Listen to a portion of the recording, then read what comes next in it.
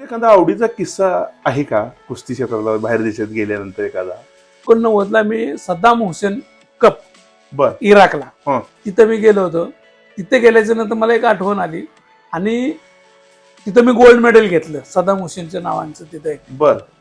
इंडियात आलो, तिथून मी मेडल घेतलं. त्याच्या तिथं इराकमध्ये थांबून बघितली ती नदी त्यांच्या नदी पण आहे तिथून इराकमधून अशी जाणारी. सगळं वाळवंटी एरिया असल्यामुळं मग तिथं बघून आम्हाला अशी आठवण आली की मी मेडल घेतल्याच्या नंतर खुशीत एकदम होतो आम्ही. म्हणजे ती आठवण जीवनपर्यंत राहिली.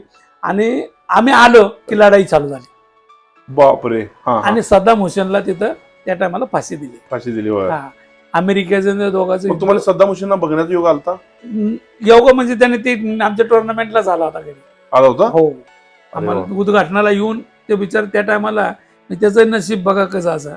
तुम्ही भाग्यवान आहात की त्या महान व्यक्तीला भेटण्याचा योग पण आला. आम्हाला योग म्हणजे तिथं आला की ते कार्यक्रम